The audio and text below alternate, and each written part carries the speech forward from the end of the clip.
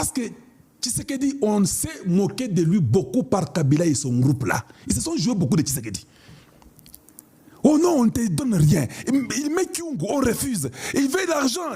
Il y a ces goulis qui n'ont pas de finance à Boyi. Tout le monde, oh, Yemei, oh, tout le monde. Et puis, oh, Kabila, tu sais que tu ne veux pas nommer, il faut attendre Kabila. La maman était fâchée. Elle dit que toi, tu dis, parce qu'il commence maintenant à parler du village de Tshisekedi. Pour dire que les gens de chez toi ne sont pas comme cela. Comment tu peux accepter que Kabila et tous ces aventuriers inutiles des Rwandais viennent te faire croire des bêtises? Toi, tu décides en tant que chef et disent non. Et cette maman ici avait mal parlé. Même la maman, là, l'auteur, là, elle avait mal parlé. Vous avez condamné la maman, vous avez condamné Moubeng. Mais j'ai vu que le chef, lui, a écouté la maman. Le chef a pris des décisions que tous nous avons dit, ah, le chef s'est réveillé. Kabila a fui le Congo. Voilà. Donc, Tshisekedi a pris le conseil de cette maman. Kabila a fui. Nanga, il dort au Rwanda. Il vient le matin entrer en douce un peu le Tangila. Les Franck Diongo ont fui. Les Moïse Katumbi ont fui.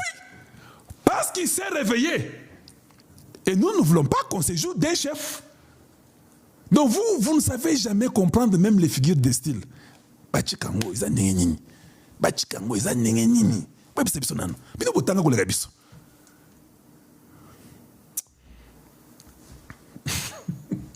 Merci à vous tous. Maintenant là, rapidement. Je suis très content aujourd'hui. C'est lui qui m'a envoyé la vidéo ici. Ndoki. Azuyango pensa le nago pesayo bangate ezali. Voilà. Et quand vous faites ça, vous aidez le peuple. Mais la vérité est établie. Maintenant, we can move on.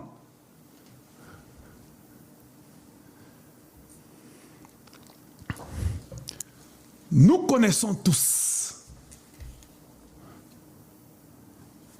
le problème que le Congo a est lequel. Je vais vous mettre le problème.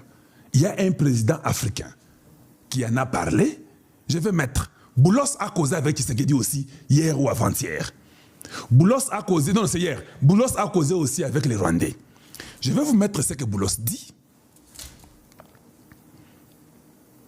Et on va réfléchir un peu et puis vous serez libre. Mais ce qui est déjà bon, quand on dit comment faire, je vais vous montrer d'abord comment il faut faire. On commence par là et puis on évolue. Je le répète et je l'ai répété plusieurs fois et j'ai parlé à beaucoup de Congolais. J'ai posé la question. Quelle est la solution na makambo na biso ya Congo yo? Na ebisa kibino. Solution ya makambo ya Congo, c'est d'avoir une armée forte républicaine. Tango to koiseka banguna na biso makasi, vous verrez que tout va se décanter automatiquement. C'est ça la vérité. C'est une armée républicaine, une armée forte qui est au front et qui ne recule pas. Tout, même ce que vous ne pouvez pas faire diplomatiquement là, ça se résout. Mais je ne refuse pas qu'on continue à faire la diplomatie. La diplomatie, elle est bonne. Des fois, la diplomatie, elle est bonne et ce n'est pas mauvais. Mais il ne faut pas oublier qu'on ne vous donnera pas ce qui est à vous gratuitement. Nous sommes dans un monde méchant. Le monde n'est pas bon. Alors, ce qui est à toi, fais tout pour prendre ce qui est à toi. Ne laisse pas que les ennemis prennent ce qui est à toi. Tu peux causer, tu peux être dans la diplomatie. C'est bon, bien. Mais il ne faut pas laisser que les gens prennent ce qui est à toi. Refuse et n'accepte même pas. Refuse.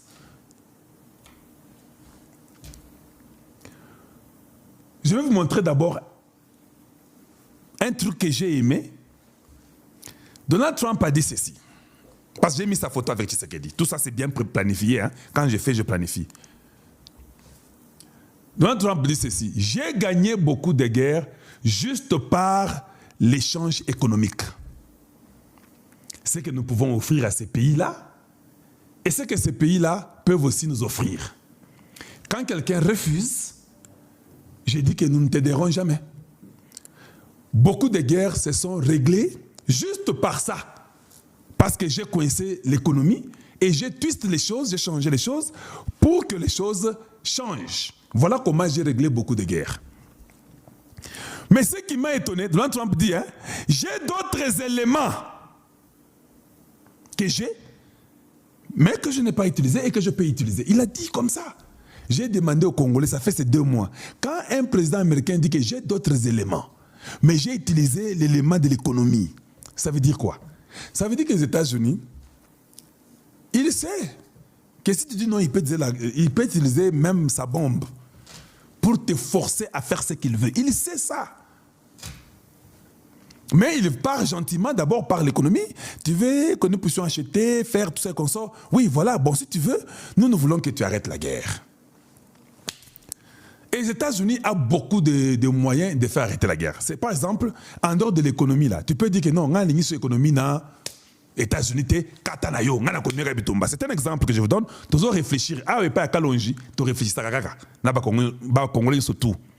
Alors, tu peux aussi dire ça, que on a boy state, na boy, na continuer bitumba. Et les États-Unis peuvent aussi ne pas dire que na ko attaquer yo na ba minduki. Mais les États-Unis peuvent dire à la Chine, ah, tu investis au Rwanda. Toi, avec moi, pour qu'on s'entende, je ne veux pas que tu investisses là-bas. Je te donnerai ce que les Rwandais te veulent te produire là. Tu vois? Donc, il y a toujours plusieurs façons que les États-Unis peuvent te faire fléchir. Maintenant, la Chine va regarder. Entre le Rwanda et les États-Unis, qui est important pour moi? La Chine va t'abandonner. Donc, les États-Unis ont plusieurs façons de faire fléchir un pays.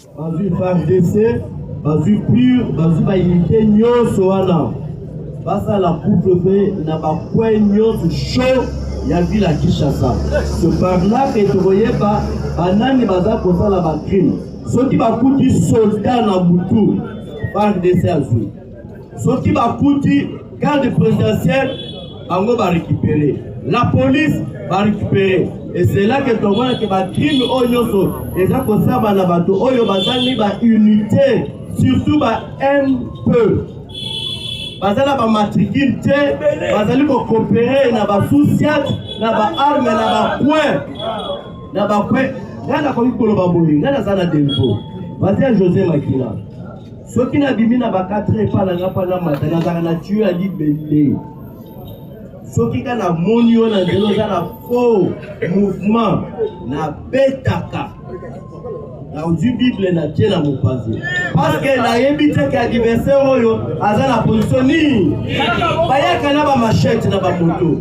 Batema na ba point, ba pete ba kulola ngala peta ka ba ngoni bende. Na ina libelanga na popolio na nzela na tika na social. Na retour na zongi ngo na pale. C'est comme ça. Na tika kateke no ke naza na confiance ngo. Tout ça oza masasi au vesting. Tout ça na makasi. Alors, le problème est dans le fait ezala ya makasi na ba fin de l'année boye. Ceux qui vont salir en côté, vraiment to ko fêter na misère et kozala kaka bilelo na bilelo. J'ai dit et je vous remercie. Il ne peut servir pas. Il ne peut servir pas. La Kalisi Moyoki, papa Pessi, Abinae, par rapport à aussi sa sécurité, la ville à Kinshasa. Combattant et combattant, bonjour. Combattant de l'île, Nazana Mwa Mawa, il y a Bandeko Rabiso. Papa, vous avez la question, vous avez la question, maman. Vous avez la question. Ah, vous avez plus de 4 mamans. Ah, est-ce que vous avez papa? Lobby. Papa, vous avez à Sololi Namboso. D'abord, on a ici. Chaque président, chaque combattant, sauf que au monde motoyer a une solution, il y a quoi bisabiso. Il y a quoi bisabiso, ils sont des côtés dans Moutouana. Avant de kende, ils sont au monde ici qui a placé à Zolubawana. Mon papa a un système d'ailleurs, il y a aucun nagaso à cibler Moutou. Azuka papa mbo soit qu'il est passé à Sololi d'ailleurs. On a des sigamo, il y a un bisika musala. Asundala maman na biso na immeuble kuna ya onatra likolo abaka esaka kima aye kozwa oyo tobengi tata mboso oyo naza na place moko na place moko na koyiwa bazoluka mpo bamindele na biso tata mboso mpo abetelinga lisolo te na ntongo na ye nakutani na bango tata mbo papa nakomi agite nalandi bango na bilala na bino nzela moko ote yo tikala président yo tikala nalanda bango na tata mboso na mawa ayesika tie beti yo tikala luka ye so luka so to maîtriser il ne peut se vivre tata mboso azwi mwana na ya mwasi apesi akei ake kobaka ye lisusu saki oyo tobengi mbongo na kati chongo ekei ye mosala na ye ozo escroke ye bete oza na avantage parce eza ntango na yo ntango na biso mpe ntango na biso ekozala soki bakoki kodelivre na eglise te awa biso tokodelivre ya desordre me milieu mabe ekosila yo il ne peut se vivre. On va taper ça à l'université, il ne peut se vivre. Pour la caméra la boue du prochain. Le vita tamo soit les liens, là les toi, non, peut-être toi, nous ce qui est. Combattant d'élite, la zone a député Moko, na niveau ya député soi-disant. Pour lui, ma couille a basé baiser. Parce que nous avons soi-disant député à IDPS. Nous avons été député à IDPS. Pour toi, IDPS, il représente la valeur. Mais député, comme on a Jérémy Dikala, nous savons que nous avons fait un niveau de Malou. Azana Kaukao. Azoboto la kabatu mama pangu. Azolobete aza député à IDPS. Et maman nani ya biso tout finaye. Ah on a son député wana abatoni ba plus de 5 parcelles. Il ne peut se vivre. Ah moyibi. Mazoye bisa député so Eri so Dikala. Escroquerie. Dikala. Eri Dikala. Chéri. Yo sali membre ya IDPS. IDPS au côté la Kimukolo. Ouais, on a n'enga ba facilité. Ici vous allez que Amikanda na ya lukutozo la kisa. Il y a des jours à papa. Maman on a ça na mikanda na ya de sozo depuis kala. Il y a que le ko na ya ça député, moi fait un na ya zoso. Akeko ko ça ça va document na ya. Pour être luka moyen na moi muke zoso kwa so ka baba parcelle. Keba. Ozofini sa kombo IDPS est dit mwana te. IDPS est plénaka. Pour la bandeko et bazar la passe. Yebete, si le gars IDPS est la pona, Union pour la démocratie et le progrès social. Yebete soso kate, azosenga na maman Marthe. Et il dit qu'à la zota mwana kombo na bino. Aota mwana kombo o tobengi ya chef de l'État. Aota mwana kombo IDPS trafic d'influence. Donc on aota mwana kombo IDPS. Yebete okokuta na bakolo IDPS. La vidéo. Combattant de lutte. La CPL quand même. Nous avons déjoué 4 Yabanguna par rapport à voyage, il y a chef de l'État à niveau de France. Vous voyez bien, Azali Papa a biso nyonso. Et c'est qu'il biso à chaque fois, à chaque autre actualité politique, tout ça la analyse. Parce que dans les minutes électorales que dans le niveau du monde, il y a un intérêt personnel. Il y a un lilotique, il y a un contrôle. Il y a Afrique centrale. Il y a un monopole dans le niveau de l'Afrique centrale. Nayebi Sakibino ezali ko engager nga Dieu merci. Nga na préféré quitter chef de l'État à qui est na niveau ya France. Comme vous le chef de l'État c'est très important d'après ce que la makambu ya Congo chef de l'État France à la wana. Il ne peut se vivre. Sommet en France biso ba Congolais pour tirer ba leçon et belé. Pour être biso na bino ko se prendre en charge. Le Seigneur a dit chaque Congolais oya ko actualité oyo bopesa na date oyo biso na bino inde l'ambassade de France. Parce que France a le même langage de na biso peuple congolais. Parce que Olanda qui même oyo tobengi bandeko na biso bamumpe ambongo shole na langage na bango bazoloba toujours dialogue wana moto aza na nsima na bango ezali oyo tobengi période tozobenga France. Emmanuel Macron oyo tobengi président moko ya mauvaise qualité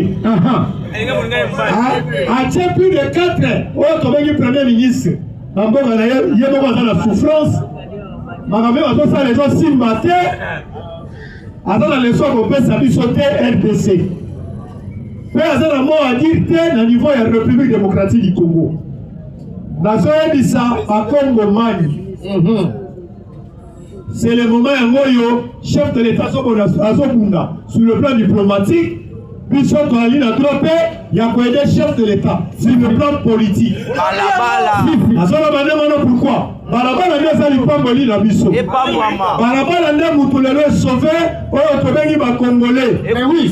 Makambo chef de l'État oyo azoba kodénonce Paul Kagame ouvertement oyo azobanga sans tabou même la communauté internationale oyo bazalaki na nsima ya pillage ya République démocratique du Congo bakomprendre ete chef de l'État aye kosauve biso peuple congolais po ete na makambo nyonso chef de l'État alobaki ete nalingi ete ntango tolingi tozwa indépendance totalement soki tolingi tozwa kimia ezala kimia ya libela ata ye aza te kimia ntikala ya libela komataka avion bokanisa nango ezalaka baventure te osali 4 du temps likolo avion ezalaka nzaka ve te nde bandeko na biso bakongo balobi mais esengeli ete biso bakongolais tosalaka tolezonaka par rapport ya toyebisaka mpe ya biso boko nayebi chef de l'État mpe alakisi yango na bainstance nyonso sur le plan international ya koyebisa communauté internationale ete tala kutu na pays na ngai bakongolais balingi ngai te nabimaka pamba ese bino bakongolais bolingi chef de l'État bimaka soki chef de l'État alingi abima akobima na oyo tobengi na dossier ezali très important lokola dossier ya kili po ete biso peuple congolais tobénéficie nango na basociété na bainfrastructure na kati ya mboka na biso mais badossier lokola ya oyo tobengi oyo basala na biso mwa collecte boye biso tobengi yango mwa likelemba boye bapesa biso mbongo biso tolingi yango te parce que France po ete azala France wana abandaki kovivre mpo na Afrique banda bapays ebele ya Afrique elongwe na nsima ya France bozomona lolenge France lelo courant mpe komokende na France boye te lelo souffrance mpe ekoti na niveau ya France.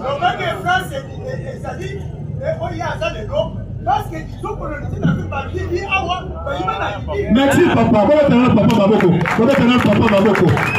nayebi déjà papa nazali wana peuvent essuyer papa alobi clairement nazolimbola ye mpe eza bomoko oyo azobakiselanga mpe matière combattant alobi France lolenge azali wana po ete azala lolenge azali wana esengelaki France abanda kopie na Haïti na Afrique po ete azala lokola France azali wana tala bapays ebele elongwe na nsima ya France oyo bakomprendre ete ezaleli ya France ye moto aharmakaki lelo France ekweyi kokweya lelo bolandaki Donald Trump kokota na ye na mokonzi parce que lobi nasepelaki na ngai te ntango chef de l'État akoti na salle namoni baONG ebele na niveau ya salle namoni Obasanjo na salle namoni Mo Ibrahim na salle George Soros bato wana bakolinga jamais République démocratique du Congo.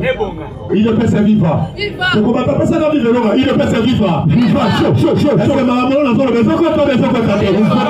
parlé? Bandeko wana nyonso wana bazalaki na complot ya copier esi ya mboka na biso. Wete babo magabiso. Donald Trump kokota na bokonzi alobaki ete biso États-Unis d'Amérique topesa mbongo ebele na baONG Baoni j'aime biso to pesa ka bino to gena ko armée guerre en Afrique.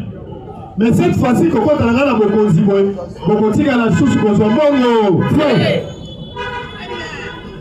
Sommet ezalaki na France. Nazoya bisayo congolais.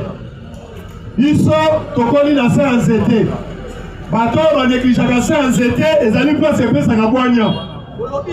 Mutu angolaka se en zete akokoma na politique ya daté. Et oui, j'ai mis Sabino, à ce Pelaganabino va combattre. Vous êtes pour ça la canalise chaque fois. Pour ça la tête si l'on a Kabila, a donc souhaité m'alerter. Kabila comprend que balinotique va perdre pénal dans Bango, précisément dans le Grand Congo, République démocratique du Congo. Le long, Kabila a fait ça la porte n'a pas tombé là, savon les Congo. Savon te, moi la même savon les Congo. Les amis savon les Congo te, les amis savon Rwanda. Pour amoni Rwanda a perdre le contrôle na kati ya mabele ya République démocratique du Congo. Mexicain le sait. Tete, bakia basali bloc na bango. Oyo tobengi ya bango baliloti. Sorti ya chef de l'État qui prévu chef de l'État va se retrouver kuna na tous les présidents bazwaki invitation. Ya liboso Ndayishimiye. Chef de l'État Félix Antoine Tshilombo Tshisekedi. Sassou Nguesso, président ya Angola. Oyo tobengi Museveni. Uganda. Président ya Uganda, bango nyonso va se retrouver na sommet ya France. Mais bomona ki Ndayishimiye kala mingi te autaki kozalao. Babetaki kona mikora na chef de l'État. Il ne peut se vivre. Parlez. Babetaki kona mikosa na chef de l'État. Bomona ki président français. Ay komaki kotamba asalaki na France. Asalaki mwa mikolo ebele na France. Yepe babeyisaki foza na sommet ya France. Parce que sommet basali mpo na biso basali mpo na bapays mosusu mais basengaki aide na bapays ebele po ete baede République démocratique du Congo na aide humanitaire vrai ou faux mais lokola oyo tobengi bandongolo biso bazalaki na agenda mosusu carte na bango ezalaki le fiske ya kokweyisa mutu ya chef de l'État Zamba Congo alalaka te Zamba ya bouleverse carte na bango na ba pays ebele oyo ezalaki prévu bazala kuna bakomprendre carte na bango omonaki chef de l'État ezalaki le même jour ntango azwi vol il fallait quitter na niveau ya France chef de l'État boyi kokita na France alali na Belgique bango nyonso batoni na France ebele Sassou Nguesso azalaki na France oyo tobengi na kombo ya président lisusu nani oyo Ndayishimiye azalaki na France. Bamoni chef de l'État, lokola papa, mwana ko ya kotika la gala encore. Na koloba boye de kosena boye chef de l'État, na badanger ya boye. Na badanger ya boye cette fois-ci, okula asu na badanger ya boye te.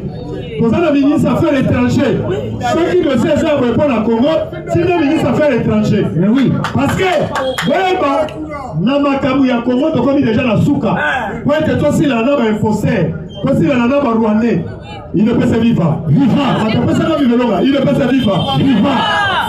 Ma présence va comprendre que communauté internationale va comprendre que quand on va mettre à carte Moussous, Ndayishimiye, les années qui prévu Abima, nationalité, vis-à-vis de l'insécurité dans le Canada, moyen de la vie des athées. On a la situation des Résalés. On est en Tanzanie, on dit que la militaire va oublier une élection. Après l'élection, après les opposants, parce que l'homme a continué dans ma page tweet. Il y a un membre de FCC, il va tweeter. Donc on prend des cabales, où elle est dans le niveau de Tanzanie, Kabila Azanakat, Museveni Azanakat, où on a dit président il y a Kenya Azanakat, William Ruto. Nous sommes là pourquoi? Balingi va envahir, où on a dit Nakat à Tanzanie.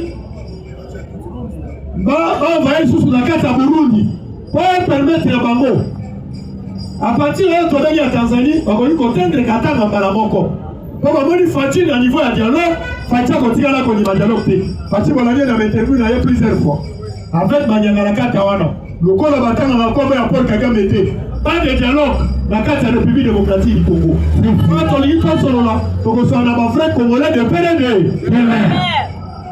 Bandewara va mobiliser 4 nabaron moussus vis-à-vis de la République démocratique du Congo. Bouaouti Koyebi Sabino.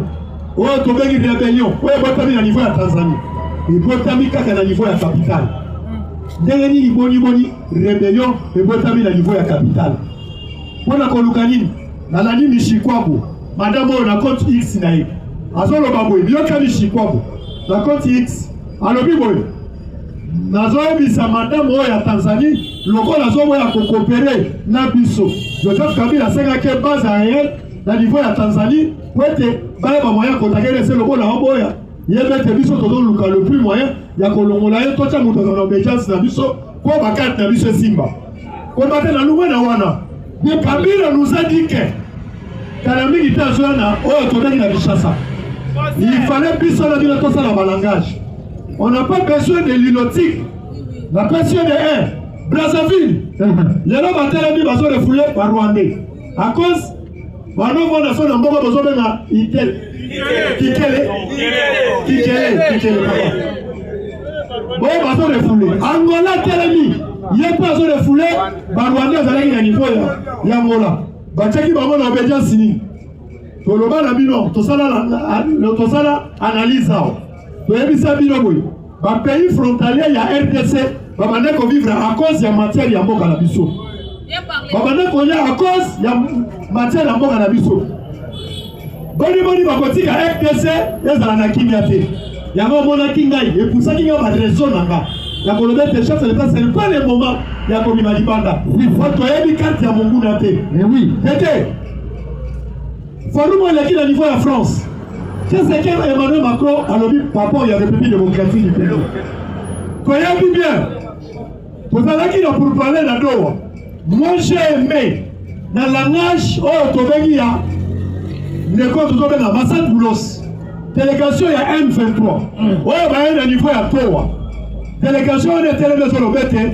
Oh, il fallait bâtir la maman, grand parti à S, maman peut pas comme ça. Massad Boulos a tellement réussi maman. Bino balobi boza ba congolais ba délégation de toi balini toi ba congolais alobi oyebi bien constitution mboka na bino et pekisi un individu akoki kosima manduki contre mboka na ye mais bino balobi boza ba congolais mais boni bolinga bati la bino parti ya S bino boza na li bato sibla ya constitution te dede alobi na minute wala boye bete bino bozotosa oyo tobengi constitution ya mboka na bino te soki boza bakongole bokende lokola mboka na bino lobi ete so boza bakongole boya bakotala ka par ka eza te yo oza rebellion ostoproclame oyemba na moko koti na kati armée makambo wana tolingi yango te boye te bobata yango omonaki délégation ya M23 na niveau ya towa baza bloqué moto bloqué bango Massad Boulos bande mwana batiki biso kaka kimia te souci na bango ezali grand parti ya S ezala contrôlé kaka na bango toye tozongi oyo tobengi na politique ya kati ya biso awo contre pression bandeko bazotya ete tokende na dialogue tokende tosolani conflit ezali moto azali koadresse biso république démocratique du Congo ezali Rwanda boye te lobata tolunga na wana les mêmes bato wana bakia basali bloc na bango ya balilotique po ete bayeba moyen ya koenvahir biso na niveau ya réunion esalemi na oyo tobengi na France baprésident ebele baye te basasungesu bakimikimi na niveau ya France oyo tobengi Emmanuel Macron oyo tobengi Muchopi Kagame le vieux jaloux ye pe akimi ase retrouve na oyo tobengi na Egypte oyo azosenga aide mais quand on avait une invitation il fallait aller wana côté kuna na niveau ya Tanzanie babloqué Tanzanie Ndayishimiye côté oyo ya le binga na département pour la sécuriser mboka na ngai côté on a qu'une chance oyo tobengi ba service à renseignement bauti ko bloquer quelques généraux oyo tokaka kiao il y a quelques généraux bazali na ba contact pour être baluka moyen ya ko bloquer oyo tobengi mboka na biso ya bana ko yebisa yo peuple congolais. C'est le moment où tous on le défend. Et là, on a le casse pourquoi il fallait président français dire au peuple congolais, toi, la besoin de français à Ouaté. Parce que le président Macron a lobby langage, il y a il y a communauté, il y a mafieux, les militaires nationaux, les chefs de l'État. Il y a vu comme à la Bukavu, les alliés occupés, il y a militaires, il y a M23. pour être basé à Goma, na Bukavu, ben utiliser aéroport ou autobus à Kiseni. Pour être basé à Goma, na Bukavu. Si les lots, même les militaires, il y a des militaires M23. Pour être basé contre la Goma, parce que à partir de là, Rwanda, va comprendre être fatigué à dévoiler politique, il y a Paul Kagame, na Mount Mobimba. Moyen Paul Kagame a qui sonne, même la communauté nationale n'a pas vendu, n'a pas basali, qui sonne, parce que à chaque sortie médiatique, il y a Donald Trump, ou à zone obète, bino oni, bino communauté internationale, qui a sali pendant 30 ans. Pays Moussous, c'est quoi dans le pays Moussous, là, dans machette, baso papa batou, baso violé. Bino pourquoi vous le battez? Et ça sonne une amende. Si maman dit voilà, va écarter Otobengi, président rwandais, Otobengi Kagame. Si quand il y a un français, il va sur ma caméra, il va le devant. Pas sur le devant, pourquoi? Kalami qui était président rwandais, alors on va sonner la carte à sol congolaise. Il y a peu comme on a dit Kalami qui était des avions de chasse et qui était dans l'aéroport, Yakoma. Pour être état là, monde opératoire, on a tourné à Madamel. Écoute, c'était terrain, il n'y a pas de on a tourné à. Oui, Broyaka, coup de contrôle, oui. Oui, Broyaka, on a tourné à missile, tout. Écoute, il y a déjà exaté. Après, il y a coquin. Et la militaire qui sont la mienne, on a dit l'actualité. Renforcement, on a tourné à militaire à niveau, il y a quoi, ma base soutien. Pour que quelqu'un me comprenne, Paul Kagame a retiré Batounaye, a solo après ça n'a pas collé nango. C'est-à-dire, la neige, il y a président français, je n'ai pas aimé ça. Je dis ça clairement. Parce que je suis congolais de père et de mère. Président français a tellement sur le bête à l'immédiat, je demande que pas faire l'aéroport Yakoma. Est-ce que vous avez dit que faire l'aéroport Yakoma?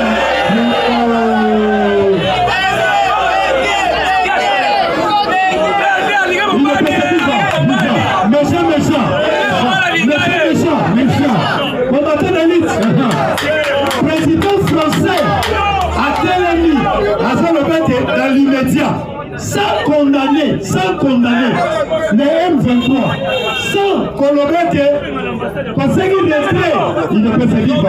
Il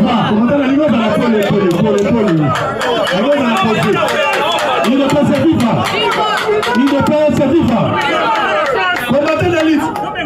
Il y a un président français, il y a qu'à utiliser le langage, il y a qu'à utiliser la militaire, il y a qu'à l'aéroport, il y a comme, parce que l'aéroport comme ça a tout le contrôle, ils ont un niveau de chasse.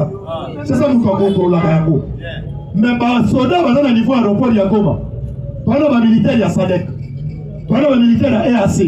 Pendant les militaires, il y a MONUSCO. Si quand le président français a fait ça, il y a beaucoup de choses à faire. Ils sont obligés. Ils sont il ne peut se vivre. Il ne peut se vivre. Ils sont obligés quand la Sikoyo. Quand c'est l'aéroport, il y a comme un ligne. Il y a comme Fongwama. Pourquoi? Parce que l'aéroport, il y a comme un aéroport international. Et c'est l'aéroport international. Les lots, quand c'est plus Munguna, parce que au Canada, on a tous les contrôles de l'aéroport. Et ça, le contrôle à Kinshasa.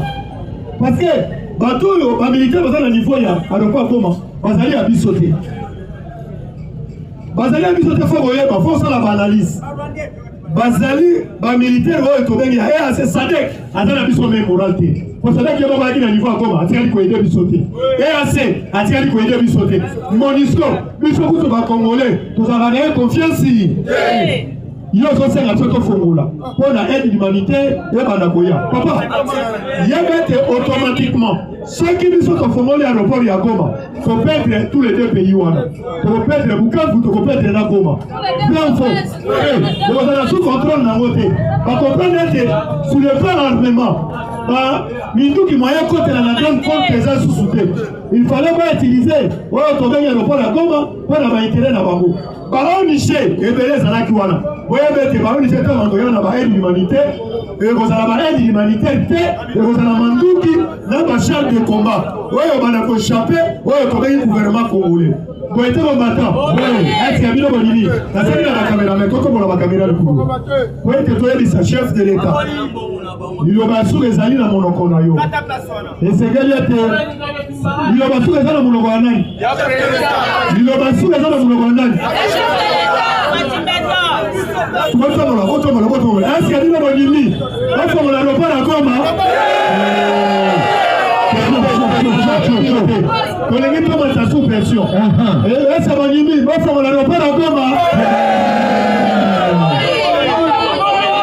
Le corps a besoin doit se préparer à la militaire pour que négocier la City dans l'ambassade de France. Pour que c'est dans le français, il fallait passer la ligne. En français, chaque deux mecs qui étaient. En français, va que deux mecs qui étaient.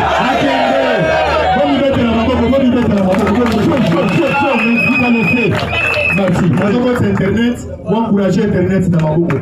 Vous mettez l'Internet dans ma boucle combattant. Les véritables partis du peuple congolais. Oui, l'ambiance. Les véritables partis du peuple congolais. Il nous partit de l'état de droit. Il nous partit mieux écouter. Il nous partit de la majorité. Il nous partit de la démocratie. Il nous partit mieux implanté. Les défenseurs des droits de l'homme. De la défense et sécurité. Il nous partit de l'intégrité territoriale. Fachibé. Bonjour à tous. Normalement, la tellement tension, ils ont matin. Oui, c'est ça. Mais le problème, c'est ça. Là, on pingler et le roi.